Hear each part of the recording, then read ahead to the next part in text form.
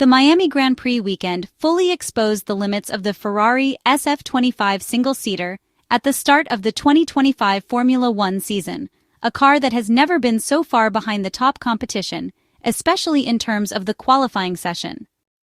The words of Frederic Vasseur, Lewis Hamilton, and Charles Leclerc outline an apparent contradiction of ideas, which converge in a car at the limit of its capabilities in the current conditions, yet with untapped potential. Floor wear is hindering the SF-25, which is affected by problems in managing ride heights, raising the collective question of what has led to such a situation. In Florida, all of the SF-25's weaknesses exploded, going far beyond the shortcomings in slow corners that were so problematic in the second sector. The Italian side's 2025 F1 car suffers from such a narrow operating window that it is nearly invisible, to use Lewis Hamilton's words, which is translating to an extremely short operating window that, on a mixed circuit like the Miami International Autodrome, left the Maranello team without the necessary tools to find a compromise balance between high and low speeds. Ferrari is proving to be a difficult car to set up, a complexity that is particularly penalizing on sprint weekends with only one free practice session to work on the setup. One has to wonder how much of the issues exposed in Florida are intrinsic design flaws and how much are the result of another problem. Lewis Hamilton admitted after the race that the team was not where they wanted to be, acknowledging a significant loss of performance over the past 6 races. The 7-time Formula One world champion indicated they were aware of the source of the issues and were awaiting aerodynamic updates in order to help recover some of the lost pace. All of this redirects attention to the difficulties in stabilizing ride height, forcing the car to run higher and lose downforce from the floor in order to avoid wearing down the plank beyond the allowed limit. This hypothesis is further supported by a recent report from the Italian website AutoRacer, which claims the Maranello team is working on a rear suspension modification to address the issue. In the meantime, the SF-25 is running higher than intended and far from its design conditions, operating completely outside of its window. So while Charles Leclerc's comments about a car lacking rhythm in the current conditions are true, team principal Frederic Vasseur's statements about the car's untapped potential are also accurate, potential sacrificed to limit floor wear. The original sin of the Maranello team's engineers and technicians lies in the difficulty of stabilizing ride height, a problem of both mechanical and aerodynamic nature. When asking whether the simulator led the team astray, it is important to consider that its accuracy depends on the quality of the input data, which in turn are obtained from other simulations carried out in separate environments. The behavior of the suspension system, for example, is analyzed on dynamic test benches, which are platforms with actuators where the complete car is placed, theoretically capable of highlighting abnormal responses or deformations in the mechanical parts. According to sources close to Maranello, the issue had already surfaced at the Fiorano circuit during the SF-25's shakedown back in February. However, the engineers, team, and drivers did not believe it would have the kind of consequences seen in the first 6 races. Additionally, we have also reported during the first round of the championship that technical director Loic Serra had withdrawn to Maranello to closely monitor the situation, a key figure, especially in the area of suspension, given his prior role at Mercedes. Let's revisit the issue.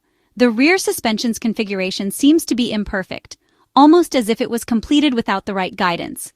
That's because the new rear pull rod layout stems from an evolved version of the one seen on the SF-24, strongly pushed by Enrico Cardile. With the former technical director's departure mid-year, the rear suspension lost its creator, and with him, someone who could truly bring it to life. As seen last year, rear-end squat provided performance gains both in traction and at higher speeds. This improved the car's efficiency by altering its yaw angle and significantly reducing drag.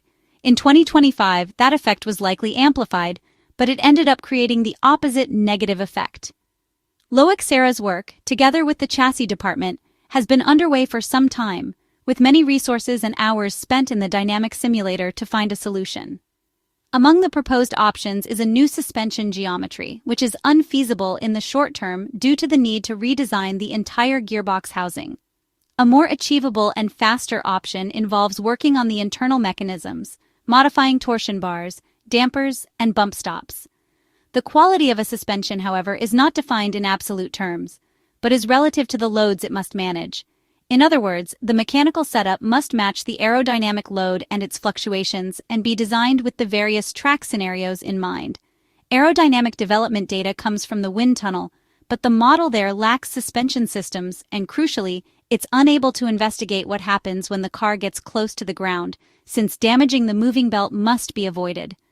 Jacques Clear, Ferrari's senior performance engineer, explained last November that the floor operates within the boundary layer, as it is the component closest to the ground, presenting a unique aerodynamic challenge. The experienced British engineer emphasized the need to gather real-world data from the car to establish a strong correlation between wind tunnel results and the car's behavior when running close to the ground. In recent months, Ferrari has paid close attention to studying the aerodynamic performance of the floor when it approaches the track surface. The experimental version introduced in Las Vegas last November was specifically aimed at collecting data in this particular scenario to correlate it with wind tunnel results. The Maranello team had recently replaced the wind tunnel's moving belt to facilitate such analyses.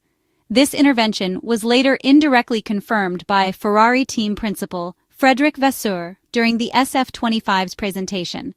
Frederic Vasseur acknowledged that the team had made progress in the wind tunnel last year and emphasized that they were continually working to enhance every development tool at their disposal. Therefore, the inadequacy of Ferrari's suspension is also the result of a physical problem common to all tracks.